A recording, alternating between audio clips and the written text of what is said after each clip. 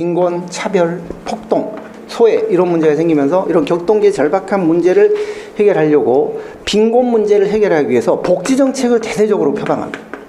그 복지정책의 대표적인 거가 바로 그레이트 소사이티예요. 위대한 사회, 존슨 행정부 집권 말기 때 오클랜드 지역에다가 대규모 공단을 만들고 소수민족 끌어다가 일자리를 주고 아파트 지어주고 엄청난 그런 복지사업이었거든요. 자세한 건 필요 없지만, 근데 이것도 실패합니다. 주정부 협조가 안 돼 실패하고. 이것도 개발 독재다. 국가를 잘 살게 하긴 했지만 민주적인 방식은 아니었다. 너무 일방적이었다. 정부가 독주를 했다. 이것도 실패하고. 또 이것도 실패하고. 행정국가가 절정기에 이르렀던 게 바로 60년대 발전행정론과 70년대 요 신행정론이었는데요. 배경은 다르지만 이게 정부가 경제정책, 복지정책을 엄청나게 주도하면서 행정국가의 절정기, 큰 정부의 절정기에 있었던 게 바로 이때거든요. 근데 이게 다 실패하는 거예요, 실패. 실패는 했지만 어쨌거나 정부가 경제정책, 복지정책을 만들어내던 이 시기가 정치행정 새 이론론이라고 이제 학자들이 평가를 하는 거예요. 요 시기가. 후진국은 경제정책, 미국 같은 경우는 복지정책, 행정국가의 절정기. 요게 정치행정 새 이론론이에요. 그러다가 이제 이런 정책이 실패하면서 정부도 실패했다. 경제대공이라는 시장 실패를 해결하기 위해서 정부가 개입을 했는데 정부가 너무 나대다가 결국은 정부도 이제는 실패했다. 시장만 실패하는 게 아니라 정부도 실패했다. 어떡할 거냐. 거기서 나온 대안이 시장으로 넘기자, 전부.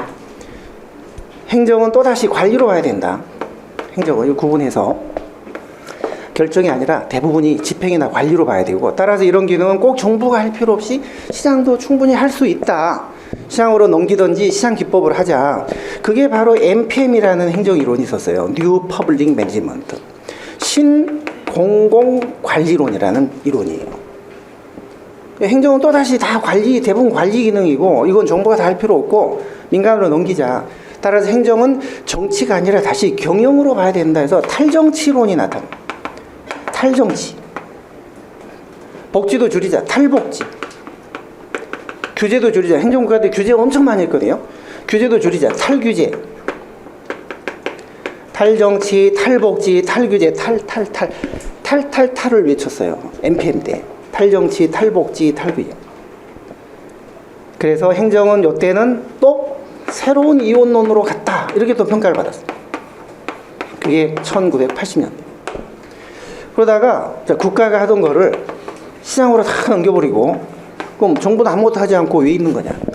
국가가 너무 무책임해. 이 이론은 너무 국가의 역할에 대해서 부정적이고 국가를 좀 무책임한 그런 존재로 전락시켰다. 그렇게 비판을 하면서 국가가 중심이 돼서 총대를 매면서도 일방적으로 혼자 하지 말고 함께 하자. 네트워크를 만들어서 함께 하자. 국가와 시장과 시민사회가 함께 문제를 해결하자. 라는 이론이 등장했거든요. 그게 바로 거버넌스예요. 협치죠, 협치. 거버넌스. 그러면서 이때는 이제 뭐라고 했냐면 행정은 다시 정치로 봐야 된다. 국가와 시장과 시민사회가 함께 정치적인 상호작용을 하는 거다. 행정에서 정치 빼면 남는 게 없다. 그래서 이때 이제 재정치, 그리고 필요한 규제도 해야 된다. 재규제. 그래서 재정치, 재규제 해서 뭐 제재, 여기는 탈이었는데, 그래서 이제 제재제, 재정치, 재규제 이런 게 주장이 됐거든요. 따라서 이때는 또다시 정치행정 새 이론론이다. 행정에서의 어떤 정치적인 성격을 다시 강조한다. 90년대 중반에 거버넌스는 정치행정 새 이론론이라는 평가를 받아요. 현재 우리는 지금 이 상태에 지금 놓여 있는 거거든요. 따라서 행정의 변천과 흐름을 정치하고의 관계만 놓고 본다면 이원론, 이론론 이런 식의 반복이었다. 이원론 때 행정학이 성립이 된 거예요. 역관제 폐단 때문에.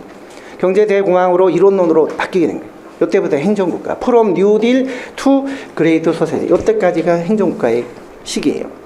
행태론이 중간에 있었지만 행태론은 이걸 부정한 건 아니었거든요. 이걸 부정한 건 아니었어요.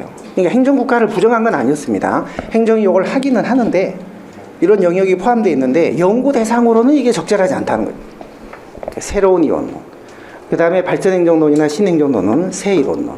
NPM은 새 이원론. 거버넌스는 새 이론론. 그리고 결국 행정학의 역사는 정치하고 행정 관계가 어떻게 변해갔냐의 그 역사라고 사실 봐야 돼요. 그만큼 이게 중요한 문제예요.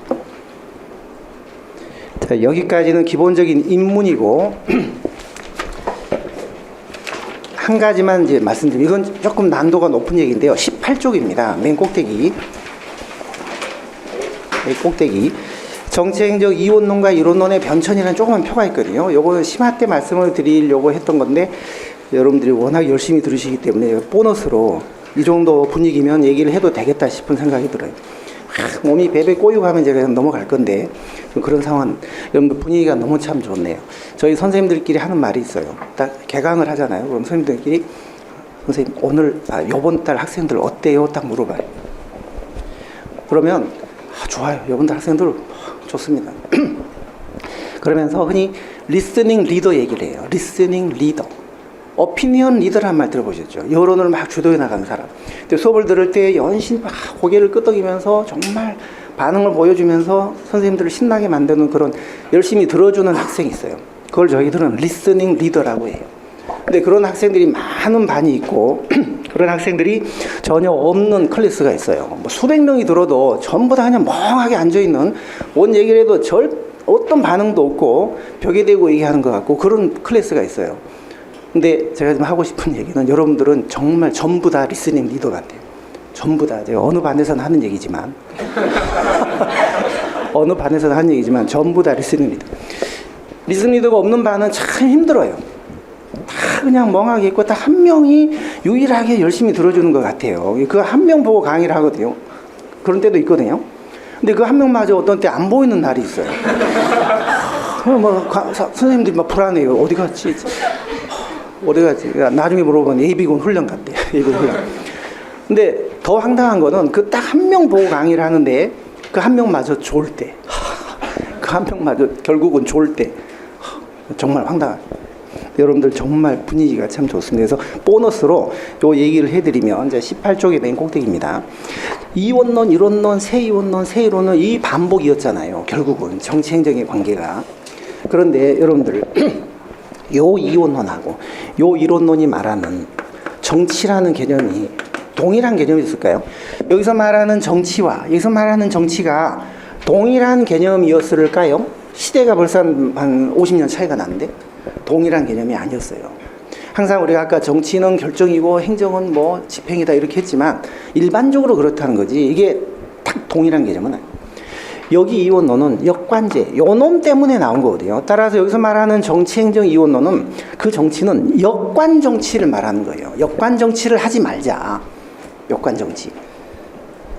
19쪽의 한가운데 살구색 주의가 있습니다. 주의의 2번을 한번 보실래요? 이원론과 이론론은 서로 다른 관점과 배경과 시대에 의해서 전개된 논쟁이었기 때문에 정치라는 개념이 서로 달랐다는 거예요. 이원론에서 정치는 역관 정치를 말합니다. 그럼 이론론에서 정치는 역관 정치를 하자는 걸까요? 여기서는 역관 정치를 하지 말자고 하는 것이고, 그럼 여기서는 하자? 그거는 아니었을 거 아니에요. 여기서 말하는 정치는 경제대공황 때문에 생긴 거기 때문에 행정이 이런 가치 판단이나 정치적인 역할을 하자는 거예요. 정책 결정을 하자는 거예요. 정책 결정을. 여기서 말하는 정치는 이거는 역관 정치를 말하는 것이고, 여기서 말하는 정치는 정책을 결정해야 된다는 뜻이에요. 정책 형성이라는 뜻이에요. 이원론에서 정치는 역관 정치라는 뜻이에요. 그래서 의미가 서로 달랐다. 요거를 알아놓으십시오. 이건 좀 난이도가 높게 나올 때 나옵니다. 그 다음에 또 왼쪽에 표를 또 보시면요. 여기 이원론하고 요 세이원론은 뭐가 달랐을까요? 여러분들 요 세이원론하고 요 이원론은 뭐가 달랐을까요? 자, 가치의 문제를 요 이원론에서는 아예 부정을 했어요. 행정은 요런 게 아니다라고 했어요. 요거다. 아예 가치를 여기서는 부정했어요. 근데 여기서는 부정한 건 아니라고 했잖아요. 벌써 서너 번 얘기한 것 같아요. 부정한 건 아니고 인정은 하면서도 연구 대상에서만 애를 버린 거예요. 그게 다른 점이에요. 자, 맨 꼭대기 이원론은 가치를 부정한 거고 세이원론은 가치는 인정을 했다. 가치와 사실을 구분은 했지만 가치를 부정한 건 아니에요. 또 이제 마지막 세 번째 포인트가 하나 있는데요. 그게 뭐냐면 여기 이론론하고 여기 이론론하고 요 세이론론하고 이게 같을까요? 뭐가 다를까요? 얘하고 얘는 뭐가 다를까요? 이거는 어디가 우위냐 이게 좀 달라요. 같은 이론론은 이론론인데 행정과 정치가 연계가 되어 있긴 한데 이거는 정치가 우위다. 정치가 행정을 끌고 나가는 우위 이론론이에요. 근데 이거는 반대입니다. 뭐가 끌고 나갈까요? 행정이 끌고 나가요. 오히려 행정이 더 주도적으로. 그래서 새 이론론은 행정 우위의 이론론이고 그냥 이론론은 정치 우위의 이론론이에요. 자, 세 가지 포인트 다시 한번 정리해드리면요. 정치의 의미가 여기서는 역관 정치, 여기서는 정책 형성이었다. 그 다음에 A하고 A의 다른 점은 가치를 부정, 인정. 그 다음에 A하고 A의 다른 점은 이거는 정치 우위, 이거는 행정 우위. 그거 세 가지 포인트.